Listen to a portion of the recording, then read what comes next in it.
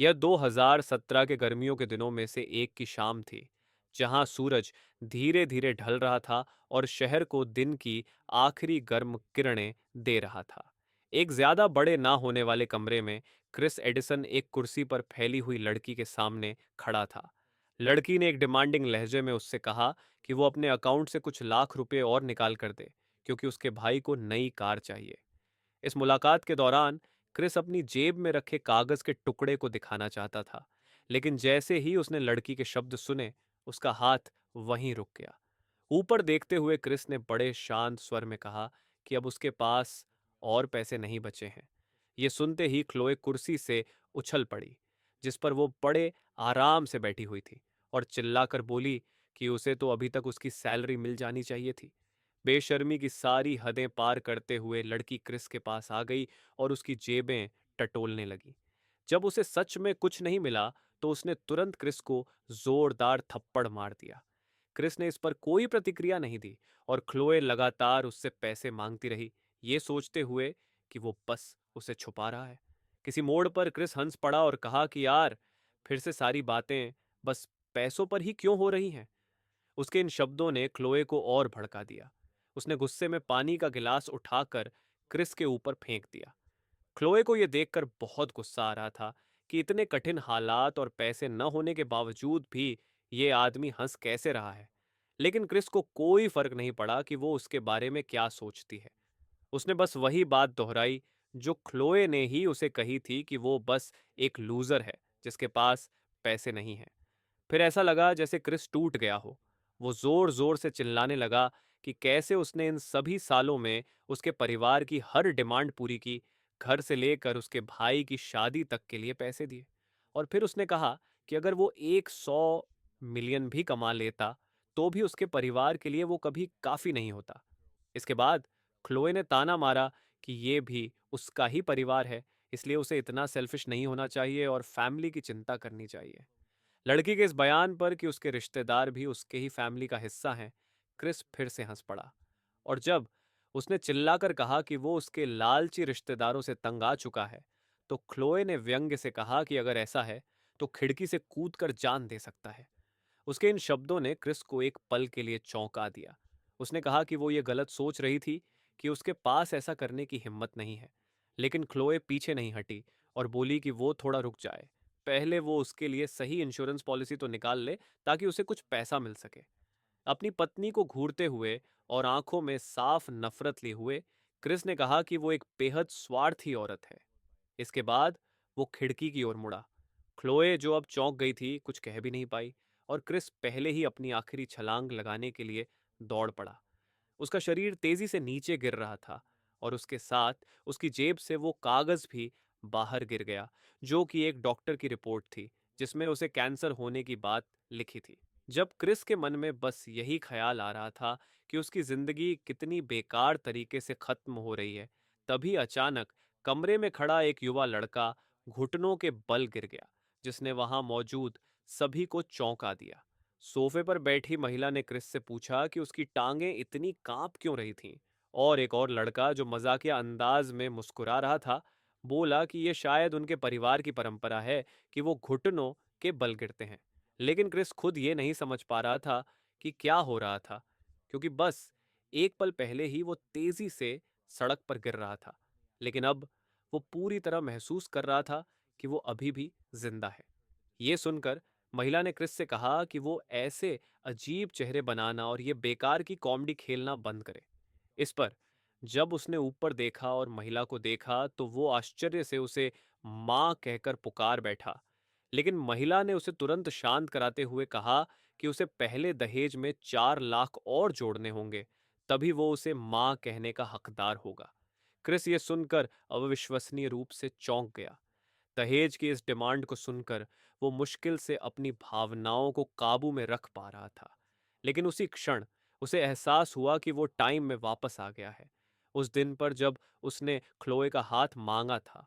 वहीं उसकी future mother in law की आंखें लालच से चमक रही थीं, और वो लगातार जोर देकर कह रही थी कि अगर वो उनके आशीर्वाद को पाना चाहता है, तो उसे 4 लाख और देने होंगे। मौका मिला था कि वो सब कुछ फिर से शुरू कर सके और अपनी पिछली जिंदगी की गलतियों को दोहरा ना सके, तो उसने तुरंत ऊंची आवाज में चिल्लाकर कहा कि वो इन शर्तों को बिल्कुल भी एक्सेप्ट नहीं करेगा। इसने उस स्वार्थी परिवार को सच में गुस्से से भर दिया। जब उसकी असफल सास ने गुस्से में पूछा, तो इस बार क्रिस ने साफ कह दिया कि अगर उन्हें सुनाई नहीं दे रहा है, तो वो दोबारा कह देगा। वो इस शादी के लिए एक पैसा भी नहीं देने वाला। यह सुनते ही होने वाली दुल्हन और उसकी पत्नी बनने जा रही ख्लोए नाराज होकर उससे पूछने लगी कि वो उसके साथ ऐसा कैसे कर सकता है। लेकिन क्रिस ने उल्टा सवाल किया, क्या वो उसकी शादी करवा रहे हैं या बस उसे बेच रहे हैं, क्योंकि उससे कुल मिलाकर 1 मिलियन मांगा जा रहा है। जब ख्लोए ने जोर देकर कहा कि उसके माता पिता ने उसे पालने पोसने में पैसे खर्च किए हैं, तो क्रिस ने ठंडे लहजे में कहा कि इस पैसे के साथ उसे उसका लूजर भाई भी साथ में मिल रहा है। वो लड़का, जो कुछ ही देर पहले क्रिस के घुटनों के बल गिरने का मजाक उड़ा रहा था, गुस्से में उछल पड़ा और जवाब मांगने लगा कि क्रिस उसे लूजर कैसे कह सकता है। इस पर क्रिस ने फिर से कहा कि उसने उसी निकम्मे इंसान को लूजर कहा है, जो अभी उसके सामने खड़ा होकर गुस्से में चिल्ला रहा है। ये बात स्टीव के लिए आखिरी झटका थी और उसने अपनी बहन के होने वाले पति पर हमला कर दिया। लेकिन क्रिस को उससे लड़ने का कोई इरादा नहीं था, क्योंकि अपनी पिछली जिंदगी में वो इस हमले को झेल नहीं पाया था। पर इस बार उसने बड़ी सफाई से उसे जमीन पर पटक दिया। उसके पीछे से रिश्तेदार चिल्लाने लगे कि क्रिस उसे छोड़ दे। जब किसी ने जोर देकर कहा कि स्टीव उसका परिवार है, तो क्रिस ने ठंडे अंदाज में जवाब दिया कि उसने अब तक ख्लोए से शादी नहीं की है, इसलिए वो उनके परिवार का हिस्सा भी नहीं है। फिर भी उसने जमीन पर पड़े स्टीव को जाने दिया, सीधा खड़ा हुआ और साफ शब्दों में कह दिया कि आज के बाद उसका इस परिवार से कोई लेना देना नहीं है। ख्लोए ने आखिरी कोशिश करते हुए रोष से कहा कि क्या उनका रिश्ता और प्यार बस इस तुच्छ मिलियन के लायक था। इस पर क्रिस ने एक नजर उसकी ओर डाली और कहा कि उसे जरा भी अंदाजा नहीं था कि पैसे कमाना कितना मुश्किल होता है।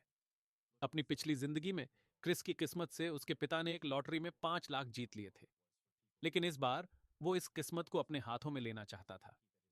अपार्टमेंट छोड़ते हुए क्रिस ने गौर किया कि क्विंसी परिवार बस एक कैश काऊ की तलाश में था और उसे उनकी कोई परवाह नहीं थी।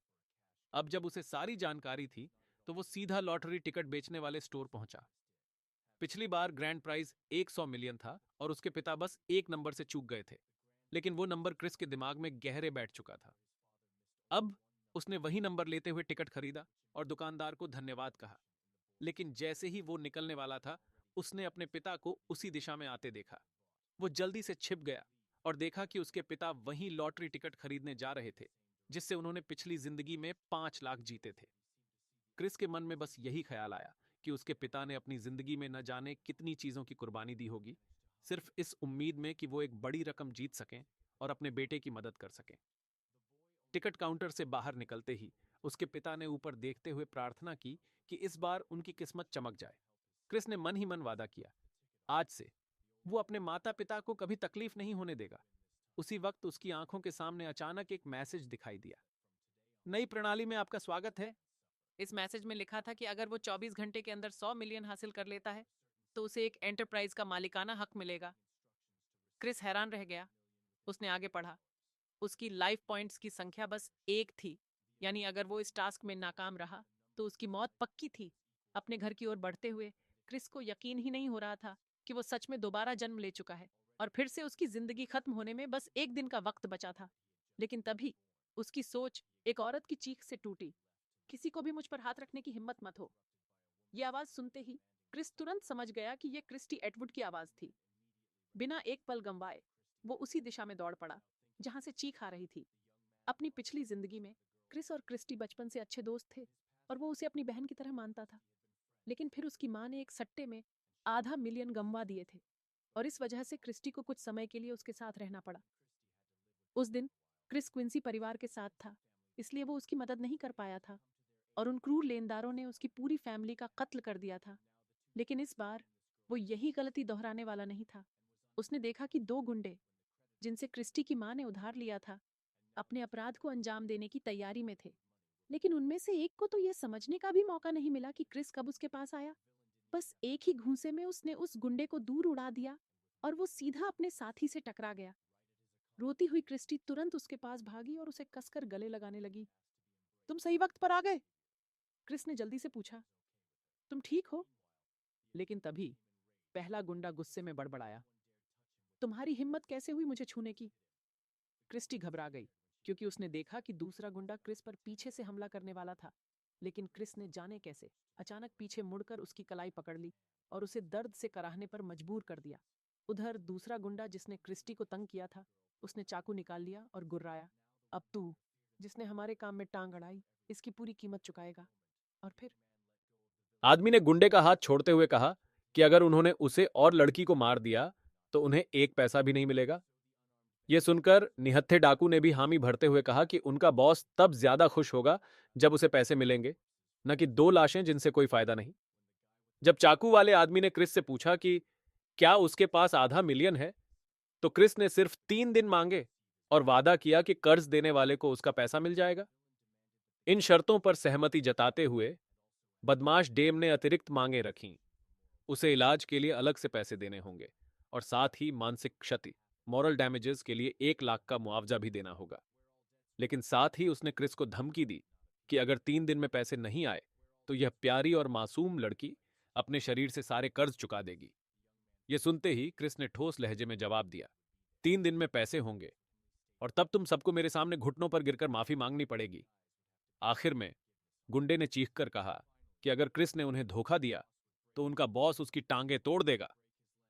उसी पल क्रिस की आंखों के सामने फिर से सिस्टम विंडो खुल गई। इसमें संकेत दिया गया था कि उसे बिल्डिंग ग्रुप नाम की एक कंस्ट्रक्शन कंपनी पर ध्यान देना चाहिए। क्रिस को याद आया कि उसकी पिछली जिंदगी में यह कंपनी बर्बाद हो गई थी। वहीं क्रिस्टी उससे माफी मांग रही थी कि उसने अपने दोस्त को अपनी परेशानी में खींच लिया। लेकिन क्रिस ने बस मुस्कुराकर अपनी गोद ली हुई बहन के सिर पर हल्की थपकी दी और कहा, कोई टेंशन मत ले, घर जा और आराम कर। लेकिन तभी अचानक क्रिस के शरीर में अजीब सी कमजोरी महसूस हुई। उसकी आंखों के आगे अंधेरा छाने लगा। उसने अपना सिर पकड़ लिया। चारों ओर सब कुछ तेजी से घूमने लगा। क्रिस्टी घबरा गई और पूछने लगी कि उसे क्या हो रहा है। उसका चेहरा दर्द से बुरी तरह बिगड़ गया था। लेकिन इससे पहले कि वो कुछ कह पाता, उसकी टांगें लड़खड़ा गईं और वह सीधे सामने खड़ी क्रिस्टी की ओर गिरने लगा। 1 सेकंड बाद लड़की फर्श पर गिरी हुई थी और क्रिस का शरीर उसके ऊपर था। चेहरे पर गहरी लाली के साथ क्रिस्टी घबराई हुई उसकी हालत पूछ रही थी। क्रिस ने धीमी आवाज में माफी मांगी और समझाया कि उसने लगभग पूरे दिन से कुछ खाया ही नहीं था। जब उसने अपनी हथेली की ओर देखा तो वहां सिस्टम का एक खास निशान चमक रहा था। अब उसे पूरा यकीन हो गया था, यह कोई मजाक नहीं था। सिस्टम अब पूरी तरह से उसकी जिंदगी को कंट्रोल कर रहा था। दूसरी तरफ क्विंसी परिवार यह समझने की कोशिश कर रहा था कि अचानक क्रिस का व्यवहार इतना अलग क्यों हो गया था। वो अब क्लोए के कॉल्स का जवाब तक नहीं दे रहा था। जब मां ने अपनी बेटी से पूछा कि क्या वो अपने मंगेतर से बात कर पाई, तो जवाब मिला, नहीं। गुस्से में भरे पिता ने क्लोए पर चिल्लाते हुए कहा कि वो एक साधारण आदमी को भी काबू में नहीं रख पाई। लेकिन मां ने उसका पक्ष लेते हुए ध्यान दिलाया कि आज क्रिस अजीब तरीके से बर्ताव कर रहा था। जब नेल्सन ने इस पूरी घटना पर और गहराई से सोचा तो उसने महसूस किया कि क्रिस हमेशा क्लोए के लिए एक आज्ञाकारी पिल्ले जैसा था। लेकिन आज कुछ बदल गया था। और फिर उनके दिमाग में एक ब्रिलियंट आइडिया आई। क्या हो अगर क्रिस अचानक अमीर बन गया हो? यह सोचते ही आदमी ने अपनी बेटी को आदेश दिया, जो भी हो उसे वापस लाओ। कोई भी तरीका इस्तेमाल करो, लेकिन यह लड़का हमारे हाथ से नहीं जाना चाहिए। उसकी पत्नी भी पूरी तरह से सहमत थी। जल्दी कुछ कर, इससे पहले कि कोई और लड़की उसे हमसे छीन ले। माता पिता के आदेश का पालन करते हुए क्लोए तुरंत निकल पड़ी। लेकिन रास्ते में सोच रही थी, क्रिस ने उससे कुछ छिपाया? वो ऐसा कुछ पहले कभी नहीं करता था। इस बीच क्रिस क्रिस्टी के साथ घर लौट आया। उसने उसे टेबल पर बैठाया और ताजे फल खाने को दिए। तभी दरवाजे की घंटी बजी। क्रिस्टी खड़ी हुई और बोली, मैं खोलती हूं। दरवाजा खुलते ही उसने अपने गोद लिए हुए भाई की गर्लफ्रेंड को देख लिया और गर्मजोशी से मुस्कुराते हुए उसका स्वागत किया। लेकिन जैसे ही क्लोए अंदर आई, उसने क्रिस से जवाब मांग लिया, आज तुमने ये सब क्या किया? लेकिन क्रिस ने बिना समय बर्बाद किए ठंडे लहजे में कहा, अब मेरा और तुम्हारा कोई रिश्ता नहीं बचा, तो तुम्हें यहां आने की कोई जरूरत नहीं है। उसने उसे एक शब्द भी कहने का मौका नहीं दिया। फिर खुद से अंदाजा लगाते हुए कहा, तो तुम्हारे माता पिता तुम्हें यहां भेजकर शांत नहीं हो पाए, है ना? क्लोए ने तुरंत इल्जाम लगाने शुरू कर दिए, तुम किसी और के साथ हो या फिर बस इस भारी रकम से डर गए हो? क्रिस ने गहरी सांस ली और कहा, तुम गलत सोच रही हो। सब कुछ पहले ही खत्म हो चुका है। उसने उसे एक आखिरी सलाह दी, अगर तुम सच में अपनी जिंदगी सुधारना चाहती हो तो अपने माता पिता का घर छोड़ दो। जब तक तुम वहां रहोगी तुम्हारी जिंदगी कभी ठीक नहीं होगी। अब यह साफ था कि बातचीत किसी नतीजे पर नहीं पहुंचेगी। हार मानते हुए क्लोए दरवाजे से बाहर निकल गई, लेकिन जाते जाते उसने कह दिया, तुम अपने इस फैसले पर जरूर पछताओगे। कमरे में सबसे ज्यादा हैरान कोई था तो वो थी क्रिस्टी। उसके लिए यह सब अकल्पनीय था। उसका गोद लिया हुआ भाई और क्लोए एक कपल थे। वो शादी करने वाले थे। तो फिर यह सब हुआ कैसे? लेकिन जब उसने क्रिस से सवाल किया कि उनके बीच ऐसा क्या हुआ, तो यह सुनकर कि अब उसे जाना होगा और शायद वह जल्द वापस न लौटे, सबसे पहला काम जो युवा लड़के ने किया वह था लॉटरी की जगह पर जाना, जहां विजेताओं को पुरस्कार दिए जा रहे थे। वहां पहुंचकर उसने अपने पिता को देखा। उसके पिता पहले ही ये कह चुके थे कि वह अपनी जीत की रकम कैसे खर्च करेंगे। वो बस अपने बेटे को खुश देखना चाहते थे। लेकिन क्रिस ने चालाकी दिखाई और भीड़ में पत्रकारों के इकट्ठा होने से पहले ही अपना इनाम हासिल कर लिया। अब वह चुपचाप वहां से निकल रहा था और साथ ही बिल्डिंग ग्रुप कंपनी के दिवालिया होने की खबरें पढ़ रहा था। उसे सिस्टम की वह चेतावनी याद आई जिसमें कहा गया था कि उसे अपना ध्यान खास तौर पर इस कंपनी पर लगाना होगा। चूंकि उसके पास भविष्य की कुछ जानकारी थी, वह जानता था कि जो कोई भी इस कंपनी को खरीदेगा वह भविष्य में कभी घाटे में नहीं रहेगा। अब उसके पास एक बड़ा मौका था, कुछ ही सालों में इस शहर का सबसे अमीर आदमी बनने का। यही सोचते हुए उसने अपना खुद का बिजनेस खड़ा करने का फैसला कर लिया। सुबह होते ही क्रिस बिल्डिंग ग्रुप के ऑफिस के पास पहुंच गया और वहां लोगों की भारी भीड़ देखकर चौंक गया। तभी अचानक उसे अपने दिल के पास एक तेज दर्द महसूस हुआ और सिस्टम मैसेज आ गया, निर्धारित समय समाप्त होने में केवल 1 घंटा बचा है। तभी उसकी नजर दो आदमियों पर पड़ी जो एक पोस्टर लिए खड़े थे और रास्ता रोकने की मांग कर रहे थे। जब क्रिस ने उनसे पूछा तो उनमें से एक वर्कर ने बताया कि वो सब हड़ताल पर थे क्योंकि कंपनी ने उनकी सैलरी बहुत समय से रोक रखी थी। उसके साथी ने जोड़ा कि कंपनी के 2 फाउंडर्स में से एक तो गायब ही हो गया था और दूसरा बेहिसाब कर्ज में डूबा हुआ था। क्रिस को यह सुनकर खुशी हुई और आदमी ने आगे बताया कि अब सब लोग दूसरे फाउंडर ईथन बारबक के आने का इंतजार कर रहे थे। उनसे यह कीमती जानकारी लेने के बाद क्रिस सीधे हड़तालियों की भीड़ में घुस गया। बड़ी मुश्किल से रास्ता बनाते हुए वह एक कार के पास पहुंच गया जिसकी मूवमेंट वर्कर्स ने रोक रखी थी।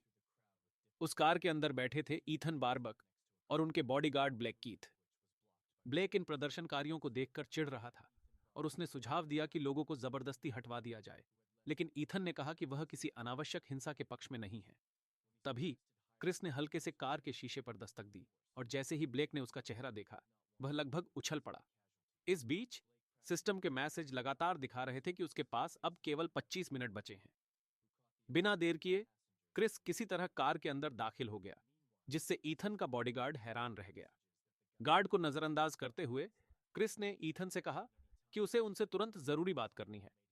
क्रिस के व्यवहार से ईथन का गुस्सा भड़क गया और वह चिल्लाने लगा कि यह लड़का तुरंत कार से बाहर जाए। लेकिन तभी क्रिस ने कहा, अब यह मेरे ऊपर है कि आप जेल जाएंगे या नहीं।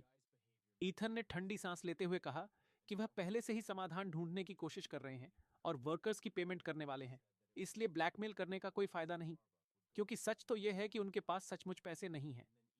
लेकिन ईथन तब दंग रह गए जब क्रिस ने कहा कि वह यहां पैसे मांगने नहीं बल्कि देने आया है। क्रिस ने घोषणा की कि वह सभी वर्कर्स की पेंडिंग पेमेंट चुकाने में मदद करेगा, साथ ही पूरी कंपनी खरीदकर इसका मालिक और डायरेक्टर बन जाएगा। ईथन ने बेहद अविश्वास भरी नजर डाली और कहा, तुम्हें अंदाजा भी है कि यह सब कितने में पड़ेगा? क्रिस ने जोर दिया कि वह तुरंत रकम बताए। जैसे ही ईथन ने 50 मिलियन की रकम बताई, सिस्टम ने तुरंत एक नया मैसेज दिखा दिया, निर्धारित समय समाप्त होने में केवल 10 मिनट बचे हैं। ईथन ने अपनी ऐनक सही करते हुए कहा, अगर तुम्हारे पास कम से कम 50 मिलियन नहीं है तो इस कंपनी के मालिक बनने का सपना देखना भी छोड़ दो। लेकिन क्रिस की आंखों में जरा भी डर या झिझक नहीं थी, जबकि किसी और के लिए यह रकम एक सपना होती। ईथन को लगा कि क्रिस शायद मजाक कर रहा है और वह गुस्से से चिल्लाया, ब्लेक, इस बदतमीज को कार से बाहर निकालो। ब्लैक तुरंत अपने मालिक का आदेश मानने के लिए आगे बढ़ा, लेकिन क्रिस उससे तेज और ताकतवर निकला। क्रिस ने ब्लैक को सीट पर इस तरह दबोच लिया कि वह हिल भी नहीं सका। ईथन ने यह सब देखा और सोचा, इसकी शक्ल से तो यह अमीर नहीं लगता, लेकिन यह बहुत अच्छा ट्रेंड है। ब्लैक ने छूटने की कोशिश की, लेकिन तभी ईथन ने उसे रोक दिया। इसके बाद ईथन ने क्रिस से पहले की बदतमीजी के लिए माफी मांगी और कहा कि उनके ऊपर बहुत सारी समस्याएं थीं, इसलिए वे चिढ़े हुए थे। अब क्रिस ने फिर से दोहराया कि वह सभी समस्याओं को हल करने के लिए तैयार है। अपनी साथी की समस्याओं के बारे में बात करते हुए ईथन ने क्रिस से कहा कि अगर, जैसा कि उसने कहा, यह सचमुच 50 मिलियन की लागत है, तो वह यकीन नहीं कर पा रहा था। वह लगभग उसे यह मजाक बंद करने के लिए कह रहा था, लेकिन क्रिस ने बिल्कुल गंभीर चेहरे के साथ कहा कि यहां कोई मजाक नहीं हो रहा, और वह बार बार ईथन से रकम बताने का दबाव बना रहा था। इस बीच सिस्टम ने क्रिस को बताया कि अब उसके पास केवल 5 मिनट का वक्त बचा है। अब दोनों जो कार में उसके साथ थे, वे उसकी बातों की गंभीरता पर विश्वास नहीं कर पा रहे थे। जैसे ही सिस्टम ने घोषणा की कि अब उसके पास सिर्फ 3 मिनट रह गए हैं और उसके सारे इंद्रियां बंद हो जाएंगी, युवा लड़के ने ईथन से जल्दी से जवाब देने की गुजारिश की। अंत में ईथन ने कहा कि अगर वह अभी 20 मिलियन इकट्ठा कर लेता है तो वह सौदा करने के लिए तैयार है। लेकिन अब क्रिस कुछ नहीं सुन पाया, क्योंकि उसके सुनने की क्षमता पहले ही चली गई थी। वह सिर्फ ईथन के होठों से अंदाजा लगा पाया कि बात 20 मिलियन की हो रही थी, और उसने कहा, सौदा तुरंत किया जाए। ईथन ने अपने बॉडीगार्ड से कहा कि वह सभी औपचारिकताएं पूरी करें, और तुरंत इस पर काम शुरू हो गया। जैसे ही क्रिस के हाथ में कॉन्ट्रैक्ट आया, वह यह नहीं समझ पाया कि इसे कैसे साइन करे, क्योंकि अब उसकी दृष्टि भी धुंधली हो रही थी, और सिस्टम ने अंतिम 10 सेकंड की गिनती शुरू कर दी। युवक के पास अब केवल 6 सेकंड थे, और तभी एक पैसे ट्रांसफर टर्मिनल उसके हाथ में आ गया। जैसे ही डिवाइस की स्क्रीन पर ट्रांजैक्शन सफल होने का संदेश आया, गिनती रुक गई और 3 सेकंड पर आकर थम गई। सांस छोड़ते हुए क्रिस ने मन ही मन सोचा कि सिस्टम को कोई संदेश नहीं मिला था कि समय खत्म हो गया है, जिसका मतलब था कि उसने समय रहते सौदा पूरा कर लिया। फिर एक घोषणा उसके सामने आई, जिसमें बताया गया कि उसने टेस्ट टास्क सफलतापूर्वक पूरा कर लिया है, और इसके बदले उसे 13 लाइफ पॉइंट्स मिले हैं। लाइफ पॉइंट्स के बारे में जानकारी पढ़ते हुए वह यह समझ पाया कि हर दिन एक पॉइंट खर्च होता है, और यह कि वह इन पॉइंट्स से सिस्टम स्टोर में बहुत सारी चीजें खरीद सकता था। यह सोचकर वह आसमान में उड़ते हुए खुशी से झूम उठा, यह महसूस करते हुए कि उसकी जिंदगी अब और भी आगे बढ़ेगी। तभी अचानक कार की खिड़की पर एक ईंट आकर लगी, और बाहर से आवाजें आ रही थीं कि कंपनी का दूसरा प्रमुख पहले की तरह भागने नहीं पाए, क्योंकि अगर ऐसा हुआ तो वे कभी भी पैसे नहीं देख पाएंगे। ब्लेक ने अपनी बॉस की तरफ देखा और पूछा, अब हमें क्या करना चाहिए? क्योंकि स्थिति अब बहुत ज्यादा बिगड़ रही थी। नहीं जानते हुए कि आगे क्या करना है, ईथन ने अब क्रिस से कहा, जो अब कंपनी में कई अधिकारों के साथ बैठा था। धीरे धीरे जब उसे महसूस हुआ कि उसका शरीर सामान्य स्थिति में वापस आ रहा है, तो उसने कहा, अब पास में पैसे हैं। इसका मतलब है कि हम हड़ताली मजदूरों को उनकी सैलरी दे सकते हैं। ईथन ने तुरंत अपने बॉडीगार्ड को बाहर भेजा और घोषणा की कि सभी मजदूरों को आज रात उनका पेचेक मिल जाएगा। कुछ सेकंड बाद ब्लैक ने लाउडस्पीकर से घोषणा की कि सभी को आज रात पैसा मिलेगा, और अब उन्हें हड़ताल खत्म कर देनी चाहिए। मजदूरों को यकीन करना थोड़ा मुश्किल था, लेकिन फिर भी यह घोषणा उन्हें उत्साहित कर गई, और उन्होंने हड़ताल खत्म करने का फैसला किया। हड़ताल खत्म होने के बाद ईथन ने कहा कि अब उन्हें कंपनी के ऑफिस जाना होगा, ताकि क्रिस को सारी जानकारी दी जा सके। कुछ समय बाद क्रिस ने बड़ी ध्यान से सारी जानकारी पढ़ी जो ईथन ने उसे दी थी। लाल मार्कर से क्रिस ने उन जमीनों को चिन्हित किया जिन पर अभी कुछ भी नहीं बनाना था, साथ ही उन जमीनों को भी जिन्हें कंपनी के मालिकाना हक में लाना था। एक सर्कल को देखते हुए ईथन ने बताया कि कोई भी उस जमीन को नहीं खरीद रहा था, क्योंकि यह बहुत दूर थी और कोई इसे मुफ्त में भी नहीं लेना चाहता था। लेकिन क्रिस के पास इस जमीन के बारे में जानकारी थी कि भविष्य में यहां क्या बनेगा और जमीन की कीमतें कैसे बदलेंगी। इसलिए उसने ईथन से कहा, बस वही करो जो मैं कह रहा हूं। अपने विचार को जारी रखते हुए क्रिस ने कहा, जैसे ही कंपनी यह जमीन खरीदेगी, वैसे ही तुरंत एक शॉपिंग सेंटर, रेस्टोरेंट्स और अन्य ऐसी सुविधाएं बनानी चाहिए जो लोग खरीदारी और आराम के लिए पसंद करते हैं। युवक ने यह भी निर्देश दिया कि सभी निर्माण आधुनिक और स्टाइलिश दिखने चाहिए, जहां गुणवत्ता पर भी ध्यान दिया जाए। ईथन ने विश्वास दिलाया कि वह ठीक वही करेगा जैसा क्रिस ने कहा, और क्रिस ने कहा, अगर तुम मेरी बात माने तो हम दोनों मिलकर अभूतपूर्व ऊंचाइयों तक पहुंच सकते हैं। क्रिस जाने ही वाला था, तभी उसके सामने ईथन ने कहा कि आज इन्वेस्टर्स की मीटिंग होने वाली है, जिसमें बहुत सारे दिलचस्प प्रोजेक्ट्स रखे जाएंगे। चूंकि क्रिस को यह पता था कि सफल निवेशों और कमाई से उसे लाइफ पॉइंट्स मिलते हैं, वह तुरंत इस मीटिंग में शामिल होने के लिए उत्सुक हो गया। निर्धारित समय पर वह मीटिंग के स्थान पर पहुंच गया और रिसेप्शन से पूछा कि इन्वेस्टर्स की मीटिंग कहां हो रही है। तभी उसे अचानक एक नाम सुनाई दिया जो उसे काफी परिचित सा महसूस हुआ, और जैसे ही वह मुड़ा, उसने जाना कि यह वह मोटे आदमी की पत्नी थी। पिछली जिंदगी से क्लोई क्विंसी कमरे में एक मोटे आदमी के साथ आई थी, और उसका साथी उसकी सुंदरता की तारीफ कर रहा था। वह आदमी उसके शरीर पर हाथ महसूस कर रहा था, जबकि लड़की ने केवल इस बात के बारे में सोचा कि अगर क्रिस ने फिरौती में कंजूसी नहीं की होती तो उसे इस मोटे सुअर की कंपनी में नहीं रहनी पड़ती। अब वह यह नहीं जानता था कि उसकी साथी के मन में क्या चल रहा है, और वह यही समझता था कि उसे यह सब अच्छा लग रहा है। कुछ समय बाद लड़की ने अपनी आंखें उठाई और जड़ हो गई, क्योंकि उस पल उसकी नजर उस शख्स से मिल गई जिसे हाल ही में उसका मंगेतर माना गया था। क्लोई के साथी ने तुरंत नोटिस किया कि उसने इस संयोगपूर्ण मुलाकात पर कैसे प्रतिक्रिया दी थी, और उसने तुरंत यह समझा कि वह इस आदमी को जानती है। क्रिस के मन में यह ख्याल आ रहा था कि वह कुछ ही दिन पहले इस लड़की से अलग हो चुका था, और अब वह समाज में एक बहुत ही खुला पहनावा पहने और एक दूसरे आदमी के साथ आ गई थी। जब वह जोड़ी पास से गुजर रही थी तो मोटा आदमी जानबूझकर क्रिस के कंधे को जोर से छुआ, जो उसके रास्ते में खड़ा था। यह इशारा क्रिस ने अनदेखा नहीं किया, और उसने उससे पूछा कि उसके साथ क्या दिक्कत है। आदमी ने घृणा से कहा कि वह बस रास्ते में खड़ा था और दूसरों को गुजरने नहीं दे रहा था। फिर वह कुछ और बोल रहा था, लेकिन क्रिस ने उसकी बातों को नजरअंदाज करते हुए क्लोई से पूछा कि क्या उसने यह आउटफिट खुद चुना था। यह बात सुनकर मोटे आदमी का अहंकार बहुत बुरा महसूस हुआ, और वह तुरंत शिकार करने लगा कि वह अपनी साथी को तंग कर रहा था। लेकिन क्रिस ने उसे नजरअंदाज करते हुए लड़की से पूछा कि उनके बीच क्या रिश्ता था। क्लोई ने उसे ठंडे मन से आर्म पकड़ते हुए कहा कि यह क्रिस से बिल्कुल भी जुड़ा नहीं था। लड़की का यह व्यवहार मोटे आदमी को संतुष्ट कर गया, और उसने आखिरकार क्रिस से कहा कि वह ऐसी खूबसूरत लड़की के बारे में केवल सपना ही देख सकता है।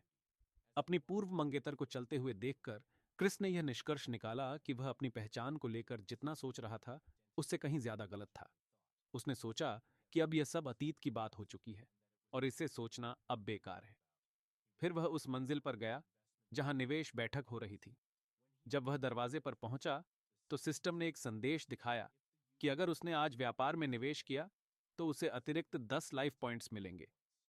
सफल निवेश का सवाल बहुत कठिन था, लेकिन क्रिस के पास भविष्य के बारे में जानकारी का एक पत्ता था। लेकिन जैसे ही वह प्रांगण में प्रवेश करने की कोशिश करता है, गार्ड ने उसे अंदर जाने से मना कर दिया, यह कहते हुए कि वहां केवल महत्वपूर्ण और बहुत अमीर लोग इकट्ठा होते हैं और बाहरी लोगों को प्रवेश नहीं दिया जाता। इस पर युवक ने समझाया कि वह विशेष रूप से इस बैठक में भाग लेने आया था, लेकिन इस बात से गार्ड संतुष्ट नहीं हुआ, और उसने कहा कि वहां केवल बहुत धनी लोग ही इकट्ठा होते हैं, और उसे यकीन था कि वह वहां नहीं आया था।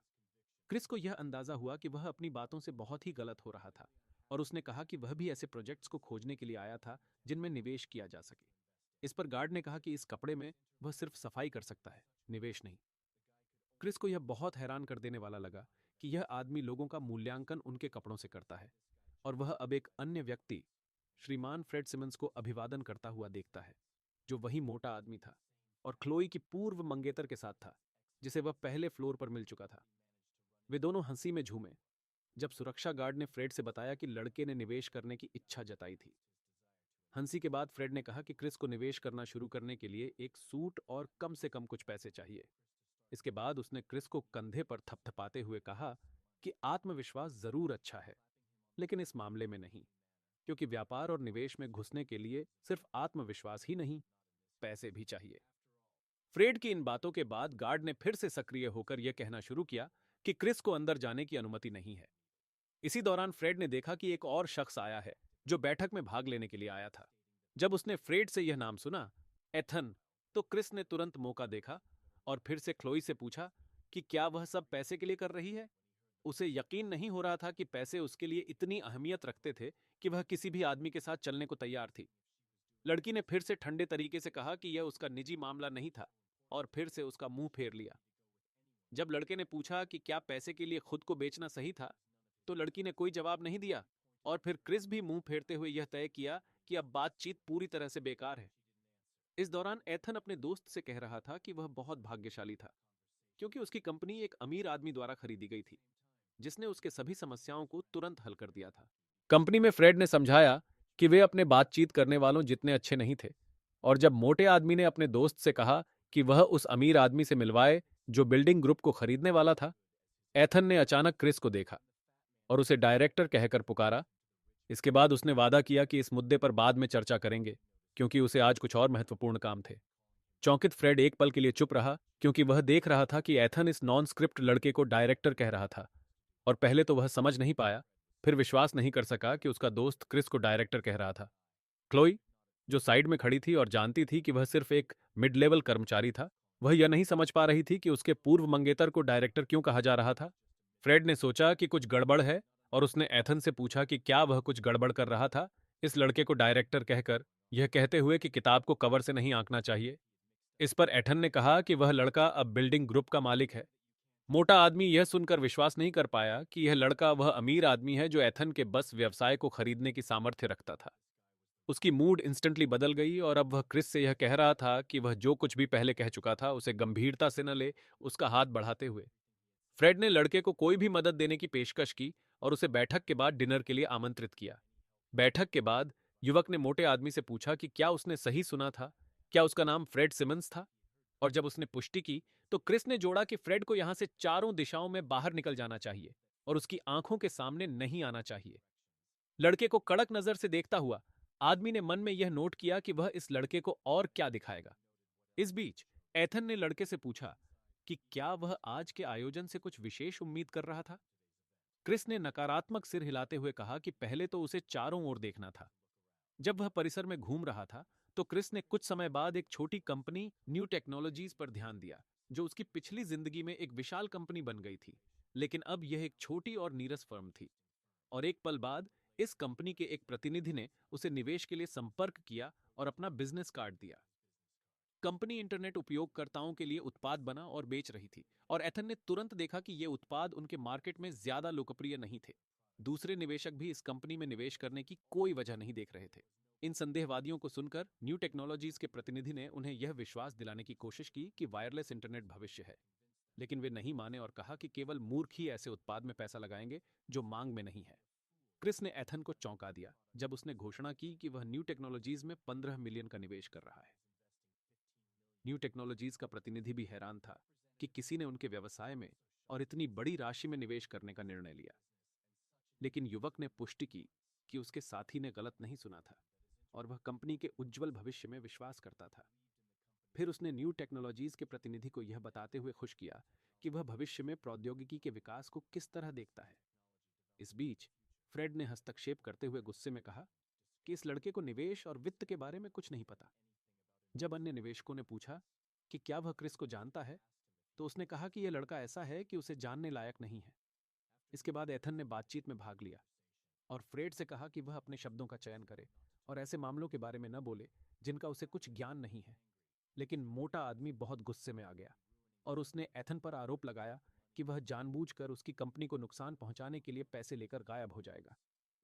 निवेशकों के बीच यह चर्चा होने लगी कि क्रिस, जो यहां आया था, बस इस धोखेबाज को उसकी संदिग्ध योजनाओं को अंजाम देने में मदद कर रहा था।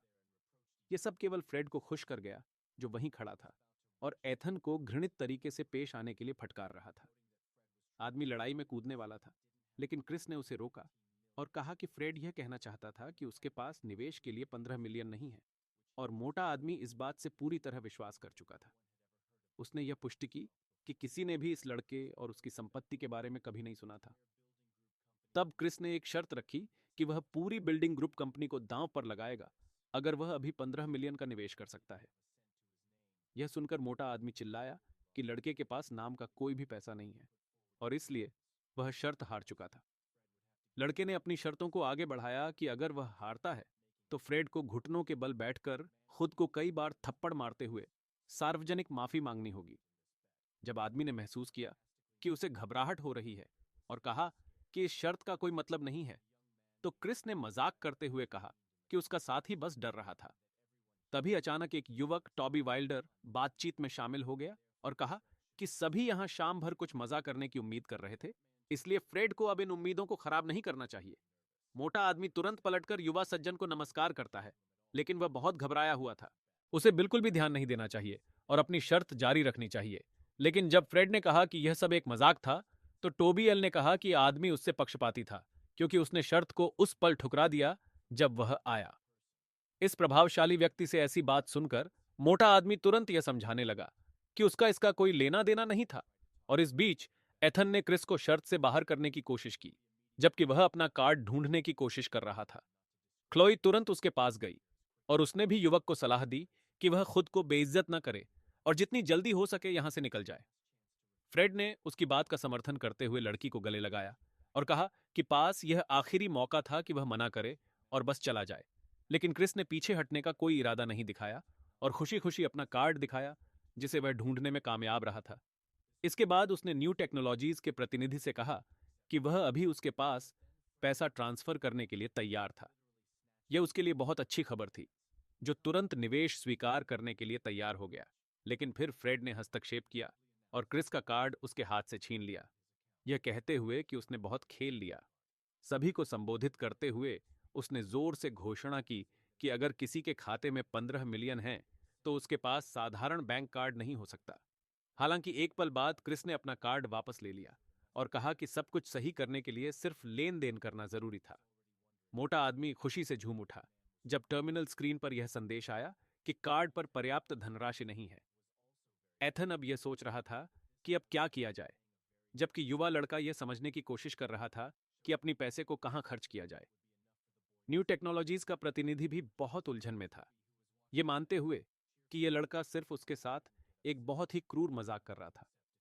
फ्रेड इस बीच माफी दिखाते हुए कहने लगा कि लड़के को बस घुटने टेक कर माफी मांगनी चाहिए। टोबी, जो शर्त को देख रहा था, खुशी खुशी यह नोट किया कि लड़के को परेशान नहीं होना चाहिए और हार को स्वीकार करना सीखना चाहिए। इस बिंदु पर एथन ने हस्तक्षेप किया और कहा कि कोई भी सिस्टम फेल हो सकता है और इसलिए एक विशेषज्ञ को इसे जांचने के लिए बुलाना चाहिए।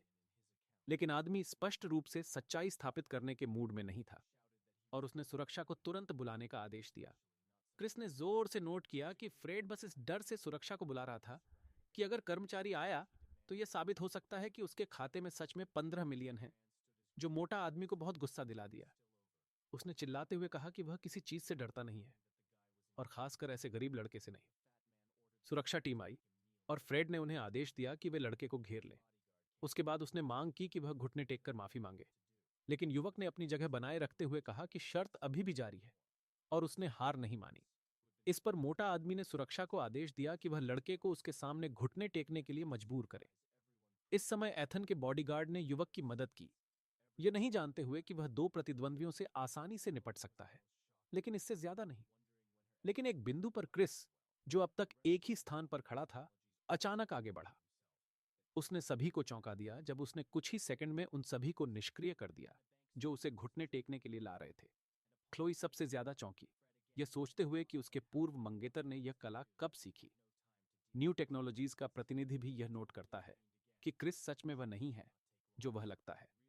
फिर एक बैंक विशेषज्ञ कमरे में आ गया और उसे देखकर फ्रेड फिर से यह कहने लगा कि उसके पास बहुत सारे काम हैं और वह इस बेवकूफी से निपटने का समय नहीं है। लेकिन टोबी फिर से हस्तक्षेप करते हुए कहा कि जांच में ज्यादा समय नहीं लगेगा। यह समझते हुए कि वह इस युवा आदमी की इच्छा के खिलाफ नहीं जा सकता, मोटा आदमी बोला कि वह रुक जाएगा। जब बैंक कर्मचारी ने लॉग इन किया तो उसने तुरंत सबको दिखाया कि क्रिस के खाते में सच में कोई धनराशि नहीं है। फिर उसने खाते के मालिक से पूछा कि क्या वहां 50 मिलियन से अधिक धनराशि थी, जो फ्रेड को बहुत चौंका दिया। उसने कहा कि वहां कोई 50 मिलियन नहीं हो सकते क्योंकि खाता खाली था। लेकिन जब क्रिस ने पुष्टि की कि उसके पास वास्तव में 50 मिलियन से अधिक हैं, तो बैंक कर्मचारी ने कहा कि यह एक सामान्य कार्ड के लिए बहुत अधिक था, इसलिए इसे परिस्थितियां स्पष्ट होने तक फ्रीज कर दिया गया था। यह बयान सुनकर फ्रेड और उसकी पूर्व मंगेतर अवाक रह गए। अब क्रिस यह सोच रहा था कि क्या वह अपने पैसे का उपयोग करके ट्रांसफर कर सकता है, जब मोटा आदमी सभी को यह आरोप लगाते हुए कहने लगा कि यह सब एक फ्रंटमैन के साथ संगठित किया गया था। उसने तुरंत अपने दस्तावेज चेक करने का प्रस्ताव दिया।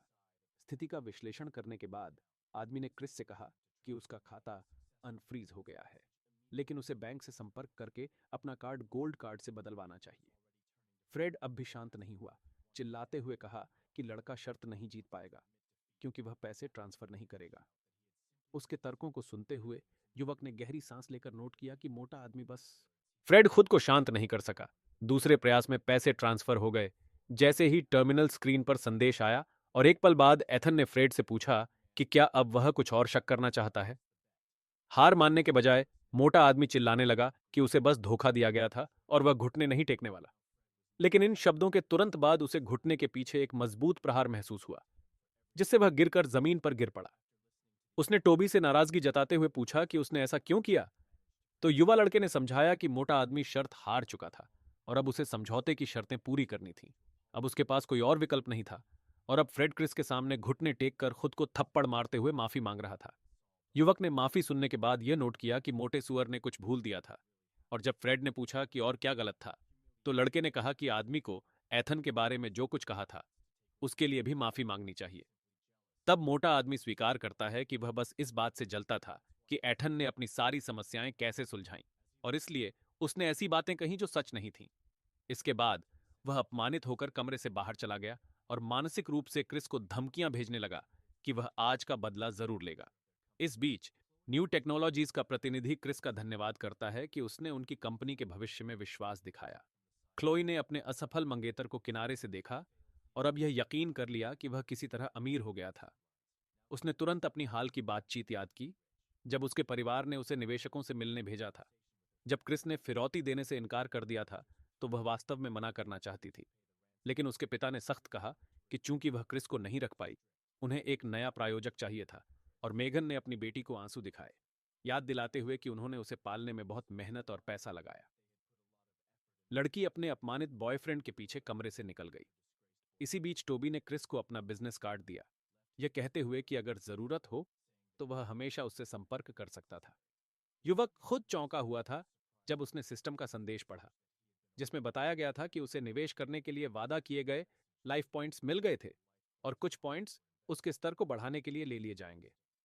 कुछ समय बाद एथन और क्रिस का ध्यान ब्लैक की ओर गया, जिसने बताया कि मजदूर फिर से हड़ताल पर चले गए थे। यह बहुत चौंकाने वाला था, क्योंकि सभी मजदूरों को पहले ही भुगतान किया जा चुका था। फिर ब्लैक ने समझाया कि वे अब खुश नहीं थे कि कंपनी बिक चुकी थी, जिससे उन्हें नौकरी की सुरक्षा का कोई आश्वासन नहीं था। कुछ पल सोचने के बाद युवक ने कहा कि उन्हें कंपनी के दफ्तर वापस जाना होगा और स्थिति का खुद से मूल्यांकन करना होगा। कमरे से बाहर जाते हुए क्रिस ने अपने नए परिचितों से अलविदा ली। दो लड़के हाथ हिलाते हुए मजदूरों को दूर जाने को कह रहे थे और उन्हें याद दिला रहे थे कि उन्होंने पहले ही अपना पैसा ले लिया है, लेकिन मजदूर पीछे हटने को तैयार नहीं थे। उनका कहना था कि भुगतान के बावजूद अब भी काम नहीं था, जिससे उन्हें अगले वेतन का कोई आश्वासन नहीं था। एक मजदूर ने अपनी बात को बल से समर्थन दिया, जिससे वह लड़का जो हमले रोक रहा था गिर पड़ा। वह अब भी इस स्वागत से बिल्कुल भी खुश नहीं था। वह तेजी से उठते हुए चाकू निकालने लगा, जो उसने पहले ही भारी शरीर वाले आदमी में घोंप दिया था। ठीक उसी समय एक कार कंपनी के दफ्तर के पास रुकी और एथन, क्रिस और ब्लैक जल्दी से बाहर निकल आए।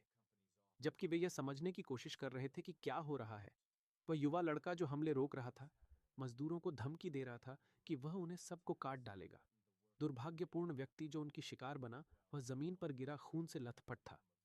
घायल आदमी को देखकर एथन डरते हुए पूछता है कि यह किसने किया और कैसे यह चाकू मारने की घटना हुई। उनके मालिक को देखकर बचाव करने वाले लड़के खुशी से कहते हैं कि यह मामला बस इस तरह हल किया जा सकता है कि वे नुकसान की भरपाई कर दें, लेकिन कम से कम उन्होंने मालिक के हित का बचाव किया। क्रिस ने घायल आदमी के दोस्त से पूछा कि क्या एम्बुलेंस को बुलाया गया था, तो उसने सकारात्मक रूप में जवाब दिया, लेकिन यह भी कहा कि उसका दोस्त शायद एम्बुलेंस का इंतजार न कर पाए। और फिर उसने अफसोस जताया कि कंपनी बिक चुकी थी और अब तक काम नहीं कर रही थी, और अब वह नहीं जानता था कि अपनी बेटी की ऑपरेशन की फीस कैसे या किससे चुकाएगा।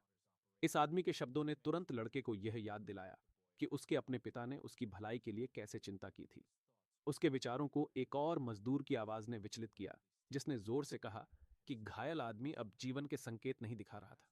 अब क्या करना चाहिए? पूछने पर एथन ने आदेश दिया कि वह दो लड़के जिन्होंने उसे ऐसी आपत्ति दी, उन्हें पकड़ा जाए।